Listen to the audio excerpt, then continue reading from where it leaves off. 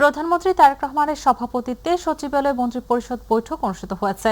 বৈঠক শেষে তথ্যমন্ত্রী জহির উদ্দিন চৌধুরী স্বপন গণমাধ্যমকে জানান, পবিত্র ঈদ উল ফিতরে ঘরমুখো মানুষের যাত্রা নির্বিঘ্ন করতে আগামী 18 মার্চ নির্বাহী আদেশে সাধারণ ছুটি ঘোষণা করার সিদ্ধান্ত হয়েছে। ফলে ঈদ উল ফিতরে টানা 7 দিন ছুটি পাবেন সরকারি কর্মকর্তা কর্মচারীরা। রাষ্ট্রপতির ভাষণের মধ্যে যেন সরকারের প্রতিশ্রুতিগুলো প্রতিফলিত হয় সে বিষয়ে আলোচনা হয়েছে বলে জানান তিনি। মাহবুব সৈকতের রিপোর্ট। প্রতিদিনের মতো সকাল 9টার পরপরই সচিবালয়ে নিজ কার্যালয়ে প্রবেশ করেন প্রধানমন্ত্রী। সকাল 10টায় প্রধানমন্ত্রী তারেক রহমানের সভাপতিত্বে শুরু হয় মন্ত্রী পরিষদের দ্বিতীয় বৈঠক। প্রায় 2 ঘন্টার বৈঠকে আলোচনায় আসে যুদ্ধ পরিস্থিতিতে করণীয়, সংসদের প্রথম অধিবেশন, আসন্ন ঈদ এবং সরকারের অগ্রাধিকার কর্মসূচি সহ নানা প্রসঙ্গ। বৈঠক শেষে সাংবাদিকদের প্রশ্নের জবাবে এ নিয়ে কথা বলেন তথ্যমন্ত্রী। অধিবেশনে সরকারি দল হিসাবে, সরকার হিসাবে আমাদের যে সমস্ত সংশ্লিষ্টতা আছে সেই সব বিষয়ে মন্ত্রিপরিষদ একটা প্রস্তুতি গ্রহণ করেছে। সংসদের প্রথম অধিবেশনে রাষ্ট্রপতির ভাষণের বিষয়টিও বৈঠকে আলোচনায় এসেছে বলে জানান তথ্যমন্ত্রী জহির উদ্দিন স্বপন। রাষ্ট্রপতির ভাষণ নিয়ে আমরা কথা বলেছি এবং বেশ কিছু প্রসঙ্গ এসেছে, এরপরে এটা চূড়ান্ত হবে। আসন্ন ঈদ উপলক্ষে 18 মার্চ নির্বাহী আদেশের ছুটি ঘোষণা করে শবে কদর এবং 26শে মার্চ জাতীয় দিবস সহ মোট 10 দিনের ছুটি অনুমোদিত হয়েছে মন্ত্রিপরিষদ সভায়। এদিকে প্রধানমন্ত্রীর প্রেস উইংয়ের তথ্য অনুযায়ী জ্বালানি সাশ্রয়ে বৈঠকের শুরুতেই প্রধানমন্ত্রী তারেক রহমান তার কক্ষের বৈদ্যুতিক লাইট এবং এয়ার কন্ডিশন 50 ভাগ কমিয়ে দেন এবং একই সাথে দিনের আলো ব্যবহারের জন্য জানালার পর্দাও খুলে দেন। প্রধানমন্ত্রীর এই কাজ ইতিমধ্যেই অনুকরণ করেছে মন্ত্রী এবং মন্ত্রণালয়ের বিভিন্ন দপ্তরও। মাহবুব সৈকত, মাইটিভি, ঢাকা। বগুড়া 6 সদর আসনে উপনির্বাচনের প্রার্থীদের মনোনয়নপত্র যাচাই বাছাই অনুষ্ঠিত হয়েছে। আজ বৃহস্পতিবার দুপুরে সিনিয়র জেলা নির্বাচন অফিসার হল রুমে যাচাই বাছাই শেষে 3 জন প্রার্থীর মনোনয়নপত্র বৈধ ঘোষণা করেন জেলা সিনিয়র নির্বাচন অফিসার ফজলুল করিম। মনোনয়নপত্র বৈধ হওয়ায় 3 প্রার্থী হলেন বিএনপি মনোনীত রেজাউল করিম বাদশা, জামাতে ইসলামী মনোনীত আবিদুর রহমান সোহেল এবং বাংলাদেশ ডেভেলপমেন্ট পার্টি মনোনীত আল আমিন তালুকদার। উল্লেখ্য, প্রধানমন্ত্রী ও বিএনপির চেয়ারম্যান তারেক রহমান এই আসনটিতে নির্বাচিত হওয়ার পর তিনি আসনটি ছেড়ে দিলে সিএসসি আসনটি শূন্য ঘোষণা করে 9 এপ্রিল উপনির্বাচনের তারিখ ঘোষণা করে। গত 2 মার্চ বগুড়া 6 আসনের উপনির্বাচনের জন্য এই 3 জন প্রার্থী তাদের মনোনয়নপত্র জমা দেন। কর্মচারীর ছুরিকাঘাতে নিহত কুষ্টিয়া ইসলামী বিশ্ববিদ্যালয়ের সমাজ কল্যাণ বিভাগের সভাপতি এবং সহকারী অধ্যাপক আসমা সাদিয়া রুনার দাফন সম্পন্ন হয়েছে। বাদ জোহর কুষ্টিয়া কেন্দ্র ঈদগাহে নামাজের জানাজা অনুষ্ঠিত। জানাজায় কুষ্টিয়া 3 সদর আসনের সংসদ সদস্য মুফতি মাওলানা আমির হামজা, ইসলামী বিশ্ববিদ্যালয়ের উপাচার্য প্রফেসর ডক্টর নকিব মোহাম্মদ নসরুল্লাহ, উপাচার্য প্রফেসর ডক্টর মোহাম্মদ ইয়াকুব আলী সহ বিশ্ববিদ্যালয়ের শিক্ষক, শিক্ষার্থী, পরিবারের সদস্য এবং সাধারণ মানুষ অংশ নেয়। এ সময় হত্যাকাণ্ডের কঠোর বিচারের দাবি করেন সবাই। জানাজা শেষে বিকেল 3টার দিকে কুষ্টিয়া পৌর গোরস্থানে আসমা সাদিয়া রুনার দাফন সম্পন্ন করা হয়। এর আগে সকালে কুষ্টিয়া 250 শয্যার জেনারেল হাসপাতালের মর্গ থেকে নিহত আসমা সাদিয়া রুনার ময়নাতদন্ত শেষে পরিবারের কাছে মরদেহ হস্তান্তর করা হয়। আমরা সবাই জানি হত্যাকারীকে। হত্যাকারী চিহ্নিত। ইসলামী বিশ্ববিদ্যালয়ের প্রশাসন, পরিবার সবাই রাষ্ট্রীয় প্রশাসনের কাছে এই হত্যাকারীর উপযুক্ত অর্থাৎ ক্যাপিটাল পানিশমেন্ট দাবি করে। আমরা সরকারের কাছে আহ্বান জানাবো, আগামীতে এই বিচারহীনতা বন্ধ করা লাগবে, নয়তো এটা আবার হবে।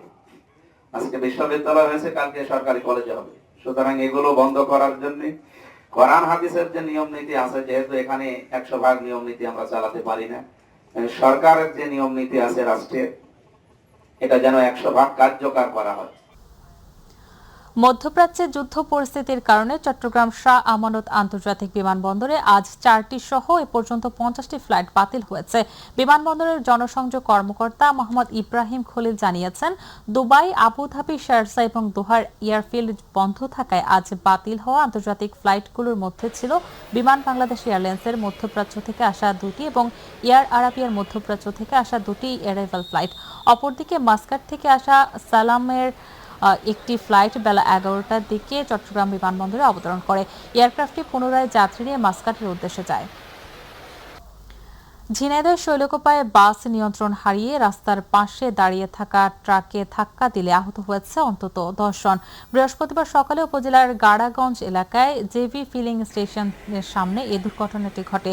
পুলিশ এবং স্থানীয়রা জানায়, সকালে কুষ্টিয়া থেকে গড়াই পরিবহনের একটি বাস খুলনা যাচ্ছিল। পথে ঝিনাইদহ যশোর মহাসড়কের গাড়াগঞ্জ জেভি ফিলিং স্টেশনের সামনে পৌঁছলে বাসটি একটি ট্রাককে ওভারটেক করতে চায়। সে সময় নিয়ন্ত্রণ হারিয়ে রাস্তার পাশে দাঁড়িয়ে থাকা বালি বোঝাই ড্রাম ট্রাকের পেছনে ধাক্কা দেয়। এতে বাসের অন্তত 10 জন যাত্রী আহত হয়।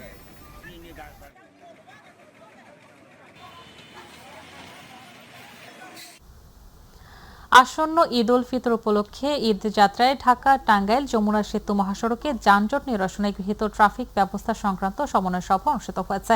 দুপুরে জেলা পুলিশের উদ্যোগে পুলিশ লাইন্সের মাল্টিপারপাস শেডে এ সভা অনুষ্ঠিত হয়।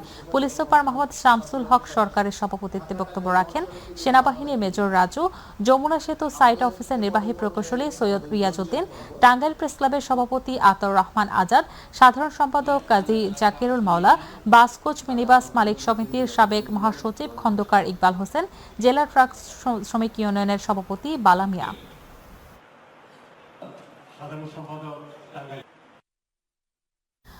ঢাকা আরিচা নবীনগর চন্দ্রা মহাসড়কে ফুটপাত দখল নিয়ে জনদুর্ভোগ দিন দিন বেড়ে চলেছে। পথচারীরা বাধ্য হয়ে সড়কে নামছেন, বাড়ছে দুর্ঘটনার ঝুঁকি। অনেকে অভিযোগ করছেন, প্রভাবশালী চক্র মাসোহারা নিয়ে ফুটপাত দখল করে দোকান পরিচালনা করছে। প্রতিনিধি আনোয়ার হোসেনের তথ্যচিত্রের ডেস্ক রিপোর্ট। আশুলিয়া ঢাকা আরিচা নবীনগর চন্দ্রামাহা মহাসড়কের গুরুত্বপূর্ণ এলাকায় এবং জাতীয় স্মৃতিসৌধের সামনেও ফুটপাত দখল করে অসংখ্য অস্থায়ী দোকান গড়ে উঠেছে। এর ফলে পথচারীদের চলাচল বাধাগ্রস্ত হচ্ছে, বাড়ছে দুর্ঘটনার ঝুঁকি। এখানে দেখা যায় জাতীয় স্মৃতিসৌধ সরকারিভাবে বসা নিষেধ, তারপর আমরা দেখা যায় দীর্ঘদিন ধরে ব্যবসা বাণিজ্য করে খাইতেছি। দেখা যায় ভিআইপি অথবা বিভিন্ন সমস্যা হলে আমরা চলে যাই, আবার বসি। আমাদের এখানে 2 দিন পর পরে অভিযান দেয়, সরাই দেয়, রাস্তাঘাটে বসতে হবে না। এই রাস্তায় ফুটপাতে মাটির ভিতরে দোকান করি, তাও যদি আমাদের অস্তিত্ব করে দেন, আমরা কই যাই বাঁচবো, কি খাবো, সেই একটা ব্যবস্থা করে দিয়ে তেমন আমাদের অস্তিত্ব করেন। সাধারণ মানুষের অভিযোগ, এসব অবৈধ দোকান থেকে নিয়মিত মাসোহারা নেওয়া হচ্ছে প্রভাবশালী একটি চক্রের মাধ্যমে। প্রশাসনের উচিত এই অসঙ্গতির বিষয়গুলো খুঁজে বের করা এবং ব্যবস্থা নেওয়া। জনসাধারণের জন্য যদি আপনার হাইওয়ে রোড গুলা যদি ক্লিয়ার রাখা যায়, তাহলে জনসাধারণের জন্য ভালো, চলাচলের জন্য ভালো। ফুটপাতে অনেক দোকানপাট হওয়ার কারণে দেখা যায় সঠিকভাবে আমরা অফিসে পৌঁছাতে পারি না, অনেক লেট হয়, যানজটের কারণে হাঁটা চলাচল আমাদের অসুবিধা হয়। নিরাপদ সড়ক চাই এর আশুলিয়া থানার কমিটির সভাপতি জিএম মিন্টু বলেন, ফুটপাত দখল প্রতিরোধে দ্রুত ব্যবস্থা না নিলে পথচারীর নিরাপত্তা সংকট বাড়বে। সড়কে গাড়িগুলো মেইন রোডে চলে যাচ্ছে, বহু দুর্ঘটনা ঘটতেছে। তারা বাম লেনে যাত্রী নামাতে পারতেছে না, রাস্তার মাঠে যাত্রী নামানো হচ্ছে, সেখানে দুর্ঘটনা ঘটতেছে। রাস্তার মধ্যে মাঝ লেনই দেখবেন যে যাত্রীরা দাঁড়িয়ে থাকে, আর মাঝ লেনই যাত্রী নামানো হচ্ছে, সে কারণে দুর্ঘটনা ঘটছে। অবৈধ দোকান উচ্ছেদে নিয়মিত অভিযান চালানো হচ্ছে বলে জানিয়েছেন হাইওয়ে পুলিশ। জনদুর্ভোগ কমাতে নেওয়া হচ্ছে আইন অনুযায়ী ব্যবস্থা। ফুটপাতে দোকানদারি বা ব্যবসায়ীদের অবস্থান প্রসঙ্গে আমাদের অভিযান অব্যাহত আছে। আমরা জিরো টলারেন্স হিসাবে আমরা কাজ করি। আমরা জেলা পুলিশ এবং স্থানীয় প্রশাসন, লোকাল প্রশাসনকে যোগাযোগ করে এই অভিযান অব্যাহত রাখবো এবং যতদূর সম্ভব আমরা চেষ্টা করতেছি এগুলো এদের জন্য। দখলমুক্ত ফুটপাত, চাঁদাবাজি বন্ধ এবং দোকানীদের পুনর্বাসন নিশ্চিত হলে পথচারীদের চলাচল নিরাপদ হবে। এই লক্ষ্যে সকল কর্তৃপক্ষের কার্যকরী উদ্যোগ প্রত্যাশিত। সাদিয়া হক মৌ, মাই টিভি, নিউজ ডেস্ক। ঈদকে সামনে রেখে নারায়ণগঞ্জের সোনারগাঁয়ে ঢাকা চট্টগ্রাম মহাসড়কের মোগরাপাড়া চৌরাস্তায় ফুটপাত দখলকারী অবৈধ ব্যবসা এবং দখলদারদের 2 দিনের মধ্যে সরার আলটিমেটাম দিয়েছেন সংসদ সদস্য আজহারুল ইসলাম মান্নান। দুপুরে সওজ এবং প্রশাসনের কর্মকর্তাদের উপস্থিতিতে এই ঘোষণা দেন তিনি। মান্নান বলেন, চলাচল ব্যাহত করলে দখলদারদের বিরুদ্ধে আইনানুগ ব্যবস্থা নেওয়া হবে। উপস্থিত ছিলেন সোনারগাঁ উপজেলা নির্বাহী কর্মকর্তা আসিফ আল জিনাত, সড়ক বিভাগের নির্বাহী প্রকৌশলী আব্দুর রহিম এবং সোনারগাঁ থানার ওসি মহিবুল্লাহ। বৃহত্তর রংপুর অঞ্চলের পল্লী অবকাঠামো উন্নয়ন প্রকল্পের আওতায় পীরগঞ্জের বড় আলমপুর ইউনিয়নের খুষ্টি বাজার থেকে তাতারপুর এবং খালাসপীর পর্যন্ত গ্রামীণ রাস্তা পাকা উন্নয়ন কাজের উদ্বোধন করেছেন সংসদ সদস্য নুরুল আমিন। অনুষ্ঠানে স্থানীয় জনপ্রতিনিধি, সরকারি কর্মকর্তা এবং এলাকার গণ্যমান্য ব্যক্তিরা উপস্থিত ছিলেন। তিনি বলেন, উন্নত যোগাযোগ ব্যবস্থা এলাকার কৃষি, ব্যবসা বাণিজ্য ও জনজীবনে ইতিবাচক প্রভাব ফেলে। দ্রুত সময়ের মধ্যে রাস্তা পাকা কাজ সম্পন্ন করার জন্য সংশ্লিষ্টদের নির্দেশ দেওয়া হয়েছে।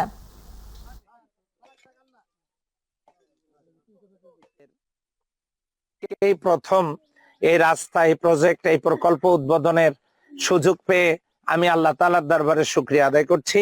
আগামী দিনে এই ধরনের কাজগুলো অব্যাহত থাকুক, আমরা সকলে মিলে যেন পীরগঞ্জের উন্নয়নে কাজ করতে পারি। মানিকগঞ্জের হরিরামপুরের আন্ধার মানিক বাজারে ভয়াবহ অগ্নিকাণ্ডের ঘটনায় 20টি দোকান পড়ে গেছে। এতে মিন্টু দত্ত নামে এক ডিজেল ও পেট্রোল ব্যবসায়ী অগ্নিদগ্ধ হয়েছেন। বেলা 11টা থেকে হরিরামপুর উপজেলার পদ্মাবর্তী 100 বছরের ঐতিহ্যবাহী আন্ধার মানিক বাজারে এই ভয়াবহ অগ্নিকাণ্ডের ঘটনা ঘটে। ফায়ার সার্ভিস ও ব্যবসায়ীরা জানান, হঠাৎ করে বেলা 11টার দিকে বাজারের ভেতরে বিল্টু দত্ত এবং মিন্টু দত্তের ডিজেল পেট্রোলের দোকানের পাশে আগুন দেখতে পায়। এরপর আগুন পাশের একটি গ্যাস সিলিন্ডারের দোকানে লেগে যায়। পরে মুহূর্তের মধ্যে আগুন বাজারে ছড়িয়ে পড়লে স্থানীয়রা ফায়ার সার্ভিসকে খবর দেয় এবং আগুন নেভানোর চেষ্টা করে। খবর পেয়ে ফায়ার সার্ভিসের 4টি ইউনিট 1.5 ঘন্টা চেষ্টা করে আগুন নিয়ন্ত্রণে আনে। এবার আমাদের কৃষি।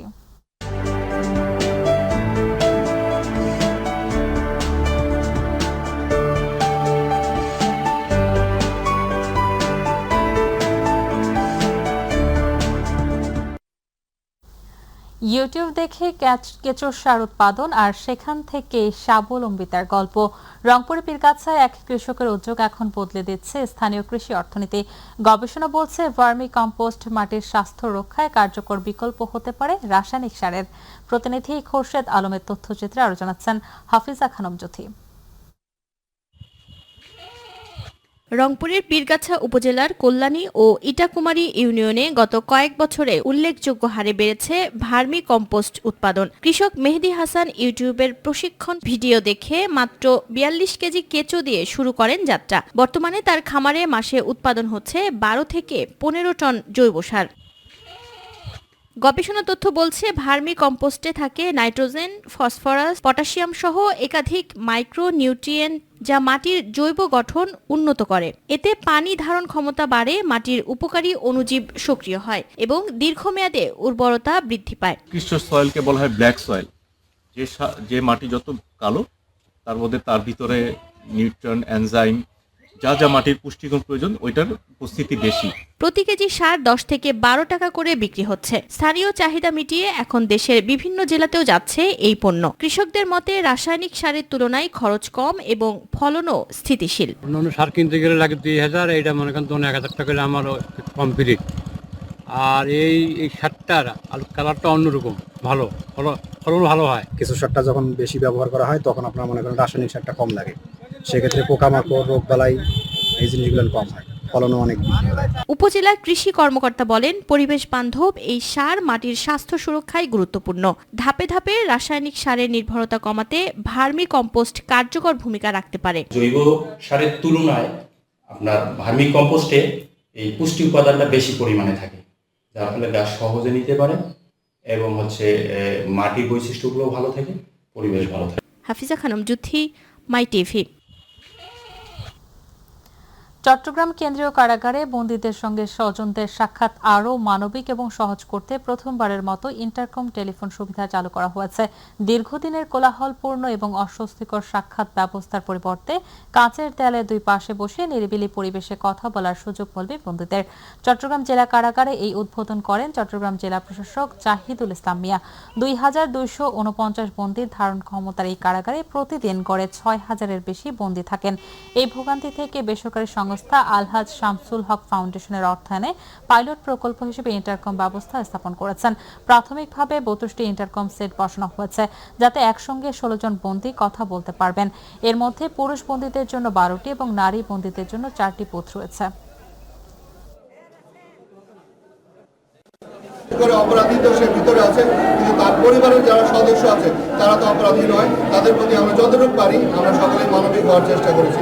এই জন্য আল্লাহ সামতলা ফাউন্ডেশনকে ধন্যবাদ জানাচ্ছি এবং কারা কর্তৃপক্ষ যারা আছে তারাও যে এটা সুন্দরভাবে বাস্তবায়ন করেছে এই জন্য তাদেরকে ধন্যবাদ জানাচ্ছি। আমরা 2026-এ এসে কেন এই অবস্থায় আমরা থাকবো, সেজন্য ওদের কথোপকথনটা সুন্দর করে করার জন্য আমরা ইন্টারকম সিস্টেম দিয়েছি।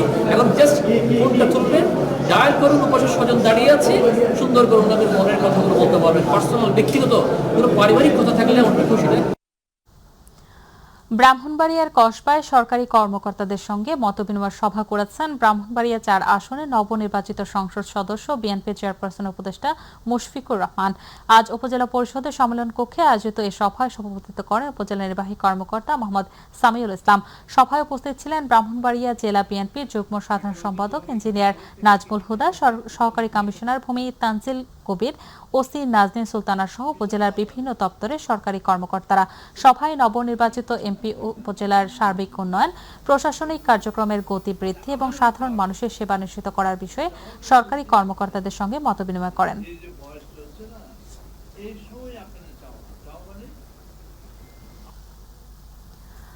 জলবায়ু পরিবর্তনের ঝুঁকি মোকাবিলা এবং টেকসই সবুজায়ন নিশ্চিত করতে সরকার ঘোষিত 25 কোটি বৃক্ষরোপণের লক্ষ্যমাত্রা নিয়ে ময়মনসিংহে বৃক্ষরোপণ কর্মসূচি শুরু হয়েছে।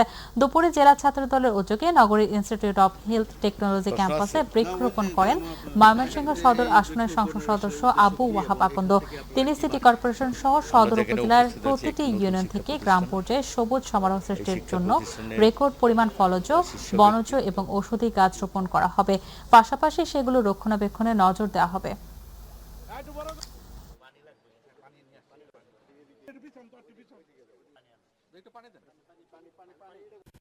একটি কেন্দ্রীয় কর্মসূচি যে রেকর্ড পরিমাণে সদর 11টি ইউনিয়ন, 99টি ওয়ার্ড, 33টি সিটি কর্পোরেশনের ওয়ার্ড, প্রত্যেকটিতে সবুজ সমারোহ সৃষ্টি করার জন্য আমরা কাজ করব ইনশাআল্লাহ।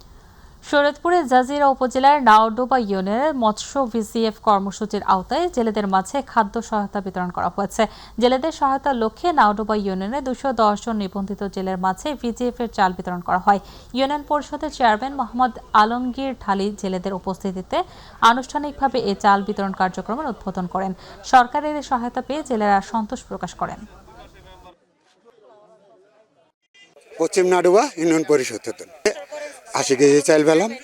আমরা মাছ ধরব না। নাডুয়া ইউনিয়ন পশ্চিম নাডুয়া 1 নম্বর ওয়ার্ড। এও তো অন্য গাড়ি করে চালাম, অন্য কোনো কাজকর্ম করবো, সরকারি আইন মেনে চলবো আমরা, তবু মাছ আমরা ধরবো না। আমরা এই 80 কেজি চাল জেলেদের মাঝে সুষ্ঠুভাবে বিতরণ করে দিলাম। 210 জনকে 10 জন জেলেকে এবার চাল বন্টন করা হলো। বঞ্চিত ছিল এদেরকে তো 80 কেজি চাল একটা জেলের জন্য তো অনেক উপকার হলো, অনেক সাপোর্ট। শরীয়তপুর জেলার ভেদরগঞ্জ উপজেলার আরশিনগর ইউনিয়ন পরিষদের উদ্যোগে 600 জন নিবন্ধিত জেলের মাঝে ভিজিএফ এর চাল বিতরণ করা হয়। এই বিতরণ কার্যক্রমে নেতৃত্ব দেন আরশিনগর ইউনিয়ন পরিষদের চেয়ারম্যান মাহমুদুল হাসান সুজন। এ সময় উপস্থিত ছিলেন ভেদরগঞ্জ উপজেলার ট্যাগ কর্মকর্তা এবং প্রশাসনিক কর্মকর্তা এবং ইউনিয়ন পরিষদের সকল ইউপি সদস্যবৃন্দ। তাদের তত্ত্বাবধানে তালিকা অনুযায়ী সুষ্ঠু ও স্বচ্ছভাবে জেলেদের হাতে খাদ্য সহায়তার চাল তুলে দেওয়া হয়। 2 লটের মাল একসাথে 80 কেজি করে নিবন্ধিত জেলেদের মধ্যে 600 জন জেলেদের মধ্যে আমরা বিতরণ করছি। জেলেরা যারা আজকে মাল দিতে এসেছেন আমরা তাদেরকে খুব কঠোরভাবে বলেছি যাতে কেউ মাছ ধরতে নদীতে না যায়, সরকারের যে একটা আইন সেটা মেনে চলে। 25শে মার্চ গণহত্যা দিবস, 26শে মার্চ মহান স্বাধীনতা এবং জাতীয় দিবস যথাযথভাবে উদযাপনের লক্ষ্যে ব্রাহ্মণবাড়িয়ায় প্রস্তুতিমূলক সভা অনুষ্ঠিত হয়েছে। দুপুরে জেলা প্রশাসনের সম্মেলন কক্ষে আয়োজিত সভায় সভাপতিত্ব করেন জেলা প্রশাসক শারমিন আক্তার জাহান। অতিরিক্ত জেলা প্রশাসক রঞ্জন চন্দ্র দে এর সঞ্চালনায় বক্তব্য রাখেন অতিরিক্ত পুলিশ সুপার এহসানুর রহমান ভূঁইয়া, জেলা বিএনপির সাধারণ সম্পাদক সিরাজুল ইসলাম সিরাজ, সদর উপজেলার নির্বাহী কর্মকর্তা সিফাত মোহাম্মদ ইশতিয়াক ভূঁইয়া, জেলা সমাজসেবা কার্যালয় উপপরিচালক আব্দুল কায়ুম, ব্রাহ্মণবাড়িয়া টেলিভিশন জার্নালিস্ট অ্যাসোসিয়েশনের সভাপতি আল আমির শাহিন, সাধারণ সম্পাদক মফিজুর রহমান লিমন সহ আরও অনেকে।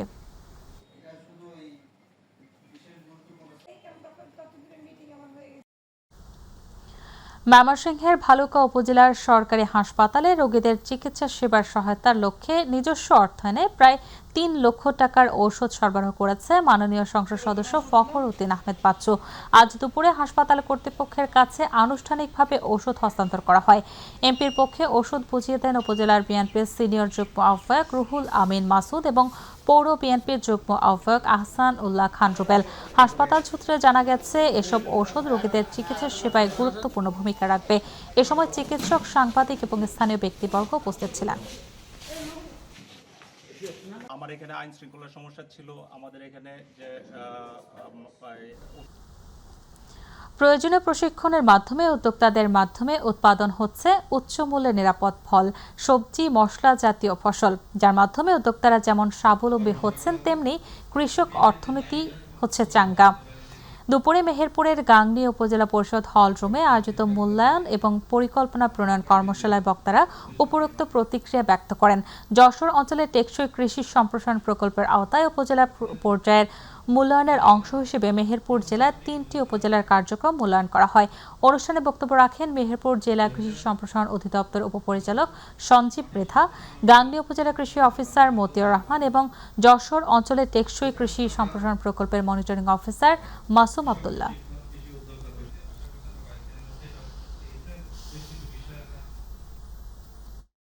ব্রাহ্মণবাড়িয়ার কসবায় অবসরপ্রাপ্ত সশস্ত্র বাহিনী কল্যাণ সংস্থার উদ্যোগে ইফতার মাহফিল অনুষ্ঠিত হয়েছে। গতকাল দি ফুড প্যালেসে লায়ন রফিকুল ইসলাম সিআইপি ও সাধারণ সম্পাদক সার্জেন্ট অবসরপ্রাপ্ত মোখলেসুর রহমানের দিক নির্দেশনায় এ আয়োজন করা হয়।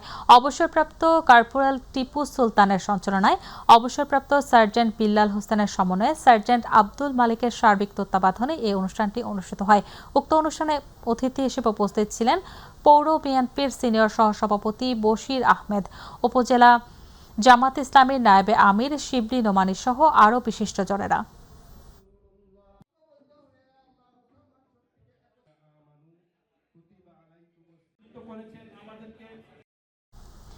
চুয়াডাঙ্গায় জাতীয় ভোক্তা অধিকার সংরক্ষণ অধিদপ্তর আলমডাঙ্গা উপজেলায় স্টেশন ও হাইরোড এলাকায় তদারকিমূলক অভিযান পরিচালনা করেছে। অপরিচ্ছন্ন পরিবেশে খাদ্য তৈরি ও সংরক্ষণের দায়ে ভোক্তা অধিকার সংরক্ষণ আইন 2009-এর 43 ধারায় আল মদিনা মিষ্টান্ন ভাণ্ডারকে 3000, আলাউদ্দিন হোটেলকে 3000 এবং মেসার্স চন্দ্রনা হোটেলকে 10,000 টাকা জরিমানা করা হয়। এছাড়া গ্যাস ক্রয় বিক্রয়ের কাগজপত্র সংরক্ষণ না করায় আল করিম ট্রেডার্সকে 45 ধারায় 10,000 টাকা জরিমানা করা হয়। অভিযানে মোট 26,000 টাকা জরিমানা আদায় করা হয়। অভিযান পরিচালনা করেন চুয়াডাঙ্গা জেলা ভোক্তা অধিকার সংরক্ষণ অধিদপ্তরের সহকারী পরিচালক মোহাম্মদ মামুনুল হাসান।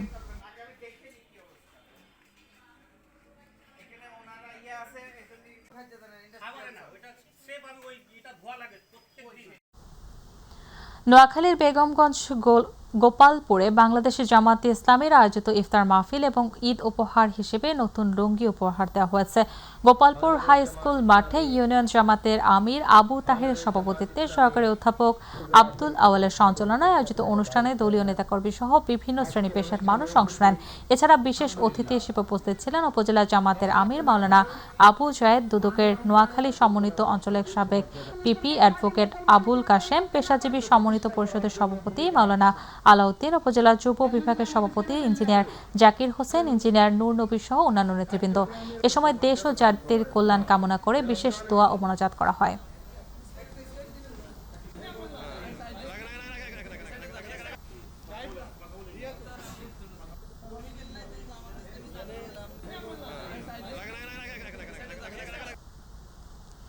পবিত্র মাহে রমজান উপলক্ষে সোনারগাঁও সিটি প্রেস ক্লাবের উদ্যোগে ইফতার ও দোয়া মাহফিল অনুষ্ঠিত হয়েছে। সোনারগাঁও সিটি প্রেস ক্লাবের সভাপতি অনিকের সভাপতিত্বে ও সাধারণ সম্পাদক নূর নবীর সঞ্চালনায় ইফতার ও দোয়া মাহফিলে সোনারগাঁও উপজেলা বিএনপির বিভিন্ন ইউনিটের নেতৃবৃন্দ উপস্থিত ছিলেন।